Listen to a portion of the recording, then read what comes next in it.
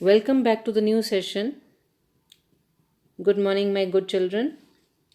And today we are going to start with the chapter Environment of Geography. Before we start with the chapter, let us understand what is environment. So, environment means it refers to बेटा external conditions, बाहर की जो conditions होती हैं जिसमें organism रहते हैं. External conditions in which an organism live is known as environment. और हम क्या पढ़ेंगे इसमें? हम इसमें ह्यूमन बींग्स और एनवायरनमेंट का आपस में इंटर रिलेशनशिप पढ़ेंगे. ठीक है. ये भी पढ़ेंगे कि जो जोग्राफिकल एलिमेंट्स हैं वो नेचुरल और ह्यूमन मेड एनवायरनमेंट में डिवाइड हो रखे हैं. नेचुरल एनवायरनमेंट आगे दो पार्ट्स में डिवाइडेड है, बायोटिक और ए बायोटिक कंपोनेंट्स. बायोटिक होते हैं जो लिविंग होते हैं, ए बायोटिक जो लिविंग नॉन लिविंग होते हैं. ठीक है. सो वेरियस जो चेंजेस आती हैं हमारे एनवायरनमेंट में ये किस लिए होती हैं? ड्यू टू या तो नेचुरल प्रोसेसेस से या फिर ह्यूमन एक्टिविटीज़ से. और इंटरेक्शन जो ऑर्गेनिजम्स का उनके फिजिकल एनवायरनमेंट के साथ होता है.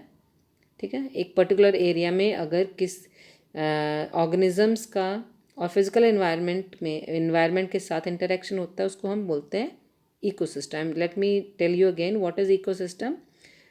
Interaction between the organisms and their physical environment. मतलब ऑर्गेनिजम्स का इंटरेक्शन उनके फिजिकल एनवायरनमेंट के साथ होना उसको क्या बोलते हैं? इकोसिस्टम. और ऑर्गेनिजम्स का ऑर्गेनिज्म जो बायोस्फीयर्स में है वो एक दूसरे के ऊपर इंटरडिपेंडेंट है. ये भी हम इस चैप्टर में पढ़ेंगे. और किस तरह से टेक्नोलॉजी को अनप्लैन्ड वे में यूज़ करना या अनवाइज यूज़ करना ह्यूमन बींग्स के द्वारा किस तरह से उन्होंने this led to environment pollution, ये भी हम इस चैप्टर में पढ़ेंगे. ठीक है. So here the thing start. ये आपके चैप्टर में कि रवि स्कूल जा रहा है आफ्टर लॉन्ग वेकेशन और उसने देखा कि जो प्ले ग्राउंड था नेक्स्ट टू स्कूल उसको खोदा जा रहा है, डग किया जा रहा है. और वहाँ पे बताया जा रहा है कि वहाँ पे बड़ी सी बिल्डिंग बनेगी. तो रवि की आंखों में पानी भर आता है और वो सोचता है कि यहाँ पे कभी ग्रास हुआ करते थे, यहाँ पे मैरी गोल्ड फूल हुआ करते थे, बटरफ्लाइज होती थी, वो हमेशा के लिए चली गई. और वो अपने क्लासमेट्स के साथ इस फीलिंग को शेयर करता है. और असेंबली में भी प्रिंसिपल जो है उनको बड़ी उदास ऑब्जर्वेशन देते हैं कि किस तरह से हमारा एनवायरनमेंट चेंज हो रहा है. तो रवि जो है क्लास में अपने टीचर से पूछता है कि एनवायरनमेंट होता क्या है. कि तो आपके उनका टीचर बोलते हैं कि जो भी आप अपनी सराउंडिंग्स में दिखते हो इसको एनवायरनमेंट बोलते हैं. ठीक है. तो रवि सोचता है इस बारे में कि इसका मतलब जो बिल्डिंग्स हैं, टेबल चेयर्स, इन क्लासरूम्स हैं, ओपन फील्ड हैं, रोड्स हैं, गार्बेज हैं, फ्रेंड्स हैं, सब एनवायरनमेंट है. तो टीचर उसको जवाब देता है कि हाँ ये सब चीज़ें आपकी एनवायरनमेंट है. तो कुछ तो एक ऑब्जेक्ट्स जो है नेचर क्रिएट करती है, जैसे माउंटेन्स, रिवर्स, ट्रीज़. आप नेचुरल चीज़ें देखते हो ये नेचर ने क्रिएट करी. कुछ लोग बना लेते हैं, जैसे रोड्स बना ली, कार्स बना लिया, क्लोथ्स बना दिए, बुक्स बना दी. तो ये हो गया आपके जो ह्यूमन ने बनाया. Now on your side environment जो है हमारा बेटा बेसिक लाइफ सपोर्ट सिस्टम है. कि हमारी जो बेसिक लाइफ है उसको सपोर्ट करता है, उस सिस्टम को सपोर्ट करता है एनवायरनमेंट. और हमें ये एयर आपको ब्रीथ करने के लिए देता है, पानी ड्रिंक करने के लिए देता है, फूड खाने के लिए देता है, लैंड आपको रहने के लिए देता है. तो चार चीज़ें होगी ना बेटा, air, water, land and food, है ना. तो ये चीज़ें आपको ये एनवायरनमेंट में ही मिलती हैं. तो how do human beings modify this natural environment because they जो कार्स उन्होंने बनाई है उसने पॉल्यूट कर दिया एयर को, है ना. कार फ्यूम्स ने, कार तो ह्यूमन मेड है ना. तो वाटर जो है कलेक्ट कर लिया गया है पॉट में, पहले वैसे ही बहता था, अब पॉट में कलेक्ट कर दिया. ठीक है. फूड जो सर्व करा जा रहा है वो वेसल्स में सर्व करना शुरू हो गया है. ठीक है. और जो लैंड है उसके ऊपर फैक्ट्रीज बिल्डअप करनी शुरू हो गई हैं. ठीक है. तो इस तरह से जो है चेंजेस आ रहे हैं एनवायरनमेंट में, इसको मॉडिफाई किया जा रहा है ह्यूमन बींग्स के द्वारा. और ह्यूमन बींग्स ने क्या किया, उन्होंने कार्स बनाई हैं, मिल्स, फैक्ट्रीज़, है ना, और कंटेनर्स मैन्युफैक्चर किए हैं. इस तरह से जो ह्यूमन बींग्स हैं इन्वायरमेंट को मॉडिफाई करता जा रहा है। ठीक है, तो the next is Ravi, Paramjit और जस्सी जो मुस्तफ़ा आशा वो लिस्ट बना रहे हैं क्योंकि उनको टीचर ने उनको पेयर में वर्क करने के लिए बोला था। ठीक है, क्योंकि उनको एक लिस्ट बनानी थी। ठीक है, ताकि जो भी नेचर ने क्रिएट करी हैं और जो ह्यूमन बीइंग ने क्रिएट करी हैं। सो हमारा इन्वायरमेंट क्यों चेंज हो रहा है, ये इकबाल अपने फ्रेंड से पूछता है। तो जवाब देता है टीचर उनको कि हमारी जो बेसिक नीड्स हैं उनकी वजह से। ठीक है, सो ये आपका एक पिक्चर आ गई है, ये आपने ड्रॉ भी कर लेनी है अपनी नोटबुक्स में। Okay, these are the components of the environment, कि इन्वायरमेंट किन चीज़ों से बनता है। ठीक है, क्या क्या चीज़ें हैं हमारे इन्वायरमेंट में। आपकी नेचुरल कंपोनेंट्स हैं, ह्यूमन मेड कंपोनेंट्स हैं, ह्यूमंस एज अ कंपोनेंट्स हैं। तो नेचुरल में क्या आ जाता है आपका, L for land, L for lithosphere. ठीक है, A for air, A for atmosphere. Water आपका H2O होता है इसका, तो हाइड्रोस्फेयर, H से हाइड्रोस्फेयर। ठीक है, अगर हम लिथोस्फेयर की बात कर रहे हैं that means we are talking about land. अगर हम एटमोसफेयर की बात कर रहे हैं that means we are talking about air. अगर हम हाइड्रोस्फेयर की बात कर रहे हैं that means we are talking about water. ठीक है, अब जहाँ पे लैंड है, एयर है, वाटर है, वहीं पे ही लाइफ एग्जिस्ट कर सकती है। That becomes your biosphere. जहाँ पे ये तीनों चीज़ें मिलेंगी हमें, that becomes your biosphere. Means where lithosphere, atmosphere and hydrosphere is there, only there only the life is going to exist. और ह्यूमन मेड क्या है, बिल्डिंग्स बना ली, parks, bridges, roads, industries, monuments, ये हम आपकी होगी human made environment. Then humans ने खुद हैं, individual is as a human, family humans में आ जाती, कम्युनिटीज़ ह्यूमंस में आ जाती है, religion also in humans, educational institutions comes in your humans. Then economic, ठीक है, ये भी humans ही करते हैं, political situation जो लाते हैं वो भी humans ही करते हैं. So all these forms the component of environment. Now अब टीचर क्या बता रहे थे बच्चों को कि ये आपकी it is increasing day by day. What is increasing day by day? It is there in your chapter only कि बेसिक नीड्स जो हमारी जो है they are increasing day by day. ठीक है, so we are there for modifying and at that times even destroying our natural surroundings, the teacher reply. ठीक है, तो हम इनको क्या कर रहे हैं, डिस्ट्रॉय भी कर रहे हैं अपनी नीड्स की वजह से एनवायरनमेंट को। तो नेचुरल सराउंडिंग्स हमारी ख़राब होती जा रही हैं। अब अबव कन्वर्सेशन से आपको पता चल गया है कि बेटा place, people, things and nature that surround any living organism is called environment. ठीक है, तो आपको इससे समझ आ जाएगा कि व्हाट इज़, ये आप अंडरलाइन कर सकते हैं, the place, people, things and the nature that surround any living organism is called environment. So please learn this and underline this also. ठीक है, कि जगह, लोग, चीज़ें और नेचर जो भी किसी लिविंग ऑर्गेनिज्म को सराउंड कर रही हैं उसको क्या बोलते हैं, एनवायरनमेंट। ठीक है, तो एनवायरनमेंट जो है कॉम्बिनेशन है नेचुरल और ह्यूमन मेड फिनोमिनास का। जबकि नेचुरल एनवायरनमेंट है उसमें बोथ बायोटिक और एबायोटिक कंडीशंस आ जाती हैं। बायोटिक क्या होती हैं, the world of living organism, जैसे प्लांट्स एंड एनिमल्स एग्जांपल्स हैं। एबायोटिक क्या होगा बेटा, नॉन लिविंग एलिमेंट्स, जैसे कि लैंड, जिसमें जान है बायोटिक है, जिसमें जान नहीं है वो एबायोटिक है। Let's move to the next page. So all these human जितनी भी है human environmental reveals the activities, creation and interaction among human beings. So जितने भी ये सारी एक्टिविटीज़ कर रही हैं, जो क्रिएशंस कर रहे हैं, जो इंटरेक्शंस हो रही हैं human beings, all this forms the environment. Now let's talk about the natural environment. और साइड में आपके देखिए बेटा वर्ड ओरिजिन एनवायरनमेंट कहाँ से मिला है, फ्रेंच वर्ड एनवायरनर से मिला है, जिसका मतलब होता है नेबरहुड। अब नेचुरल एनवायरनमेंट क्या है, land, water, air, plants and animals, ये सारे क्या है, नेचुरल एनवायरनमेंट है। और लिथोस्फेयर मैंने अभी आपको ऊपर उसमें डायग्राम में बताया था, हाइड्रोस्फेयर, एटमोसफेयर एंड बायोस्फेयर, ये आपने प्रीवियस क्लास में भी करा है, अपने 6 में भी।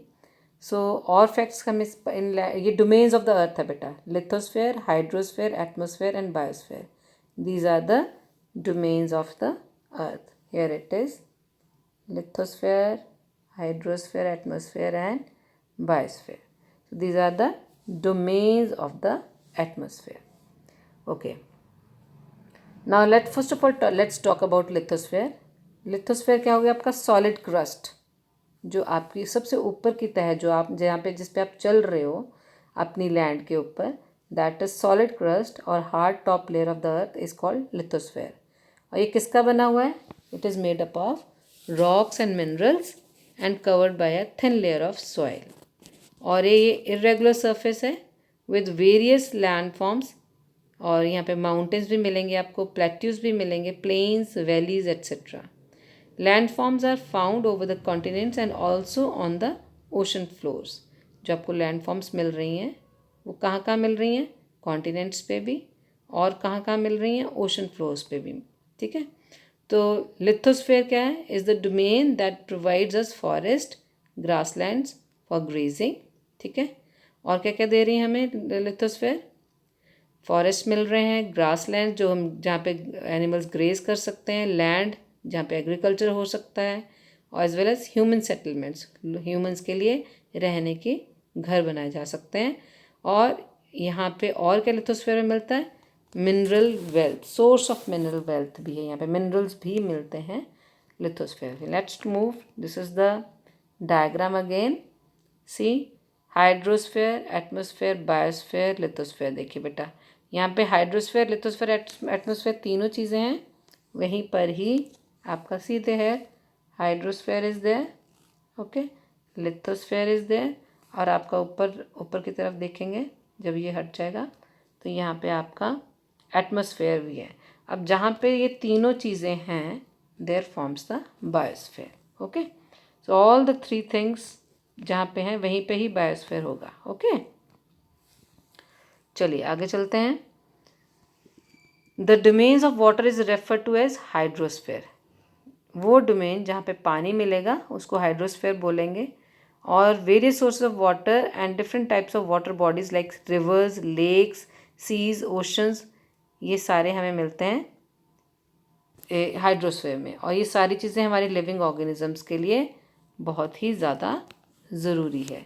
ओके, कौन कौन सी चीज़ें? वाटर बॉडीज़ कौन सी हो गई? Rivers, lakes, seas, oceans. और ये सारी चीज़ें हमारे लिविंग ऑर्गेनिजम्स के लिए बहुत ही ज़्यादा ज़रूरी है. Okay, now the third is the atmosphere. Atmosphere क्या है?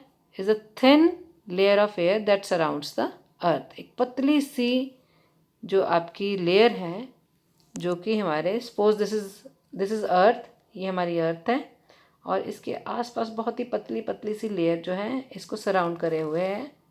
ठीक है, so that is called the atmosphere. जो ग्रेविटेशनल फोर्स है हमारी अर्थ की, वो इस एटमॉस्फेयर को अपनी तरफ खींच के रखती है बेटा. ये जो पतली सी लेयर आपको एटमॉस्फेयर की दिखाई है अभी मैंने बना के, तो वो हमारी तरफ हमें क्यों महसूस होता है एटमॉस्फेयर? क्योंकि हमारी जो धरती की ग्रेविटेशनल फोर्स है उसको अपनी तरफ पुल करके रखती है. So it protect us, it protect us. One second बेटा, it has moved forward.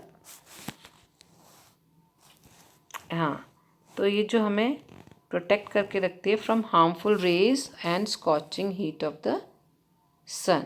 तो हमें जो है, जो हमारी सन की हार्मफुल रेज है, अल्ट्रावायलेट रेज है, और बहुत तेज़ गर्मी, स्कॉचिंग हीट, जो बहुत चुभने वाली गर्मी होती है, उससे हमें ये बचा के रखती है. कौन? एटमॉस्फेयर. जो लेयर है एटमॉस्फेयर की हमारे धरती के इर्द गिर्द, वो हमें स्कॉचिंग हीट और हार्मफुल रेज जो सन की, उससे बचा के रखती है. और एटमॉस्फेयर किसका बना होता है? It consist of number of gases. ठीक है, number of gases, dust, water vapours. तो ये तीन चीज़ों से ये बनी हुई है. और अगर चेंजेस होते हैं एटमॉस्फेयर में तो हमारे वेदर और क्लाइमेट दोनों में चेंजेस आ जाता है. आपको वेदर और क्लाइमेट का मतलब पता है ना? वेदर हमारा जो डे टू डे कंडीशन जो चेंज हो जाती है. क्लाइमेट क्या हो गया बेटा? अगर हमारा पूरा, उसको बोल देते हैं कि पूरा ईयरली का जो निचोड़ है कि किस तरह का क्लाइमेट एक जगह का, डे टू डे का अगर उसकी देख के उसका एवरेज निकाल दिया जाता है पूरे साल का कि किस तरह का क्लाइमेट है particular area, that is means for a long time of period हम क्लाइमेट वर्ड यूज़ करते हैं। अगर हम डे टू डे किस अपने एटमोसफेयर को वर्ड यूज़ करना चाहते हैं तो हम वेदर, कि आज वेदर बड़ा अच्छा, मॉर्निंग में वेदर बड़ा अच्छा था, इवनिंग में वेदर ख़राब हो गया। तो so this is the difference between the weather and climate. ठीक है, climate is the long term, अगर हम किसी के लिए यूज़ कर रहे हैं लॉन्ग टाइम के लिए, हम किसी जगह का वेदर कंडीशन देखते हैं तो उसको क्लाइमेट बोला जाता है। डे टू डे अगर हम देखा जाए तो that is we are using weather. Okay, now plants और एनिमल किंगडम दोनों मिलके जो है बायोस्फीयर बनाते हैं, और बायोस्फीयर को आप लिविंग वर्ल्ड भी कह सकते हो। ठीक है, लिविंग वर्ल्ड क्यों बोलेंगे कि जहाँ पे हमें हवा, पानी और धरती मिलेगी वहीं पे ही ज़िंदगी जी सकते हैं लोग, वहीं पे ही लाइफ एग्जिस्ट कर सकती है, लिविंग वर्ल्ड वहीं पे ही बन सकता है, वहीं पे ही आपको प्लांट्स मिलेंगे, वहीं पे आपको एनिमल्स मिलेंगे, वहीं पे ही आपको ह्यूमन बींग्स मिलेंगे बायोस्फीयर में। और बायोस्फीयर किसको कंप्राइज करता है? जहाँ पे लैंड, वाटर और एयर तीनों चीज़ें मिले। So definition is there. What is biosphere? It is a narrow zone of earth. It is there in your book only. It is a narrow zone of the earth where land, water and air interact with each other and supports life. ठीक है, तो life को support करते हैं, so this is called your biosphere. Now I have given you the ecosystem क्या होता है, beginning में बताया था. So we'll read about the ecosystem. What is an ecosystem? तो एनसीसी कैंप है जिसमें रवि क्लास अटेंड कर रहा होता है, तो एकदम से जस्सी जो है एक्सक्लेम कर रही है कि कितना हैवी डाउनपोर होगा, मीन्स बारिश हो रही है। तो ये मुझे अपने घर केरला के बारे में रिमाइंड करता, वो एकदम से जो है ऐसे एकदम से जस्सी उसको बता रही है। तो वो कह, you should come and see how pose over the lush green fields and accounts coconut plantation. तो आप कह रहे कभी आके देखना कि किस तरह से कोकोनट प्लांटेशंस के ऊपर बारिश होती रहती है बार बार, एकदम से ग्रीन फील्ड बन जाते हैं बिल्कुल। So first of all if we move, तो हीरा और जैसलमेर एक्सक्लेम क्या बोलते हैं, we get no range we see only. अच्छा, जो हीरा है वो जैसलमेर से है, वो एक्सक्लेम करती है कि हमारे यहाँ पे कोई बारिश नहीं होती है। ठीक है, हमारे पास सिर्फ कीकर होता है, सैंड होती है वहाँ पे। ठीक है, जहाँ तक आप देख सकते हो। सो कैमल्स वहाँ पे मिलते हैं, रवि बोलता है। तो इकोसिस्टम क्या हुआ बेटा, let's see in glossary one your definition is there. Ecosystem is formed by the interaction of all living organisms with each other and with the physical and chemical factors of the environment. जो environment के साथ interaction होता है जितने भी living organisms का, उसको बोलते हैं within particular area, उसी area में, that is called ecosystem. ठीक है, so physical and chemical factors of the environment in which they live all linked by transfer of energy and material. आपको मैंने आपकी इकोसिस्टम की डेफिनेशन बताई थी कि interaction between the organism and their physical environment in a particular area. एक particular area में जो इंटरेक्शन होता है ऑर्गेनिजम्स का उनके फिजिकल एनवायरनमेंट के साथ, that is known as ecosystem. So that easier definition I have told you. So here is the ecosystem, कैसे इंटरेक्ट कर रहे हैं। ठीक है, now let's move to the next. अब क्योंकि वो पहले आपकी बात कर रहे थे, कैमल्स के बारे में बात कर रहे थे, जैसलमेर में बात हो रही थी, तो हीरा कहती कि कैमल्स ही नहीं मिलते, अगर आप डेजर्ट में विज़िट करेंगे आपको स्नेक्स, लिजर्ड्स और इंसेक्ट्स भी मिलेंगे। ठीक है, अब रवि सोचता है कि जो ये एनिमल्स हैं, वेजिटेशन है, why do the animals, the vegetation and the way people live vary from place to place. उसको बड़ी हैरानी होती है कि भाई वहाँ तो केरला में वो बता रही हैं कि बड़ी बारिश होती है, वहाँ पे ग्रीनरी हो जाती है, और ये जैसलमेर में ये बता रही हैं कि वहाँ पे बारिश नहीं होती है, वहाँ पे कैमल्स मिलते हैं, इंसेक्ट्स मिलते हैं। ठीक है, वेजिटेशन भी बहुत कम होती है। तो रवि ये सब कुछ चीज़ों को देख के बड़ा हैरान होता है कि ऐसे जगह से प्लेस टू प्लेस में ये चीज़ें वेरी क्यों कर रही हैं। ठीक है, तो वो क्वेश्चन अपने टीचर से पूछता है are they all related to each other, तो आप टीचर रिप्लाई करता है येस। तो जितने भी प्लांट्स और एनिमल्स और ह्यूमन बींग्स हैं वो आपकी इमीडिएट सराउंडिंग्स के आसपास उसके ऊपर डिपेंड करते हैं और एक दूसरे के ऊपर इंटरडिपेंडेंट भी होते हैं। यही लिविंग ऑर्गेनिजम्स जो जो रिलेशन है बिटवीन लिविंग ऑर्गेनिज्म और between the organism and the surroundings, ये सब क्या बनाते हैं, ecosystem. Relation between the living organisms as well as the relation between the organisms and their surroundings, ये है form an ecosystem within particular area. तो ecosystem जो है वो लार्ज रेन फॉरेस्ट का भी हो सकता है, ग्रासलैंड्स का भी हो सकता है, डेजर्ट्स का भी हो सकता है, माउंटेन्स का, लेक्स का, रिवर्स का, ocean and even small pond का। ठीक है, सॉरी। सो एक और चीज़ इसमें पढ़ लेते हैं। आपको डू यू नो बोला है उन्होंने कि वर्ल्ड एनवायरनमेंट डे कब सेलिब्रेट होता है। That is on your 5th June. 5th June is the date when the World Environment Day is celebrated during your holidays. Then is your barter system. Barter system क्या होता है बेटा, जिसमें आप goods के साथ गुड्स चेंज कर लेते हो, आप उसके बदले में पैसे नहीं लेते हो। Trade in which goods are exchange without the use of money, कि मेरे पास चावल है, तुम्हारे पास गेहूँ है, तो मैंने तुम्हें चावल दे दिए, उतने तुम मुझे गेहूँ दे दो। तो this is known as barter system. Money का इसमें कोई यूज़ नहीं हुआ है। ठीक है, तो now will talk about the next topic, that is your human environment. Okay, जो ह्यूमन बींग्स हैं वो एनवायरनमेंट के साथ इंटरेक्ट करते हैं और उसको एनवायरनमेंट को अपनी नीड्स के अकॉर्डिंग उसको मॉडिफाई भी कर देते हैं। ठीक है, पहले ह्यूमंस जो थे नेचुरल सराउंडिंग्स को साथ अपने आप को अडेप्ट करते थे, उसके साथ तालमेल रखते थे। ठीक है, सिंपल लाइफ जीते थे और they use to fulfil their requirements from the nature around them. जो भी नेचर के पास चीज़ें होती थी, अपनी रिक्वायरमेंट्स उसके अकॉर्डिंग अपने चेंज कर लेते थे। पर जैसे ही टाइम चेंज हुआ, ठीक है, नीड्स बढ़ी, ठीक है, तो ज़्यादा अलग अलग सबकी नीड्स होने लगी। ठीक है, तो क्या होने लगा, ह्यूमन बींग्स ने अलग अलग तरीके उस यूज़ करने शुरू कर दिए और एनवायरनमेंट को चेंज करना शुरू हो गया। ठीक है, तो उन्होंने क्या करना शुरू कर दी, कैसे न्यू वेज उन्होंने यूज़ किए, उन्होंने क्रॉप्स को ग्रो करना शुरू कर दिया, एनिमल्स को डोमेस्टिकेट करना शुरू कर दिया, सेटल लाइफ लीड करनी शुरू कर दी। ठीक है, तो अब व्हील भी इन्वेंशन हो चुकी थी व्हील की, और फूड भी बहुत ज़्यादा प्रोडक्शन होने लगा था। जब फूड प्रोडक्शन ज़्यादा होने लगी तो बार्टर सिस्टम इमर्ज हो गया। ठीक है, बार्टर सिस्टम के बाद क्या हो गया, ट्रेड स्टार्ट हो गया। जब ट्रेड स्टार्ट हुआ तो कॉमर्स डेवलप हो गई, कि तो पैसे मिलने शुरू हो गए तो कॉमर्स डेवलप हो गया। तो इंडस्ट्रियल रेवोल्यूशन जो है उसने बहुत सारी लार्ज स्केल प्रोडक्शन शुरू कर दी। ट्रांसपोर्टेशन जो है फास्ट हो गया।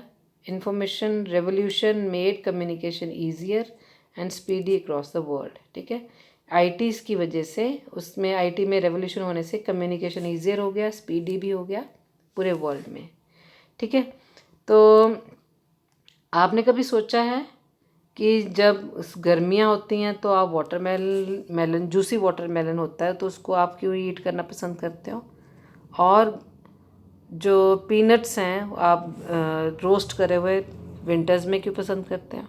ठीक है, जो एक परफेक्ट बैलेंस जो है नेचुरल और ह्यूमन एनवायरनमेंट में बहुत ही ज़रूरी है बेटा। ठीक है, perfect balance is necessary between natural and human environment. तो ह्यूमंस को लर्न करना चाहिए रहना, किस तरह से रहना चाहिए और किस तरह से उसको अपने एनवायरनमेंट को यूज़ करना चाहिए इन अ हार्मोनियस वे, अच्छे तरीके से, ताकि किसी को नुकसान ना हो। ठीक है, तो नूरी ये मिज़ोरम से एक लड़की है जो कि रवि की क्लास में ही है। वो अपने जो उनकी जगहें हैं, उनकी वहाँ पे ग्रीनरी जो सराउंडिंग्स है उसके बारे में हमेशा बातें करती रहती है। तो जब अपने प्लेग्राउंड को देखता है तो रवि अपसेट हो जाता है। तो नूरी उसको कहती है कि जब वेकेशंस होंगे तो ज़रूर हमारी स्टेट में मिज़ोरम में आना। ठीक है, तो रवि अपने टीचर को बोलता है, टीचर जो होता है, रवि का टीचर जो है वो अपने बच्चों को बोलता है कि लैंडस्केप ड्रॉ करो, ठीक है, हाउसेस हों, एक्टिविटीज़ हों जिसमें लोगों की, और कौन सी प्लेसेस उन्होंने अपनी हॉलीडे पे विज़िट करी इसके बारे में वो कुछ लिखेंगे. So in this with this we end with the chapter. Okay, so now we have come to know how we can save our environment. ठीक है, तो हमें इसको ख़राब नहीं करना है, पॉल्यूट नहीं करना है. So with this we end with the chapter. This is all for now. Okay.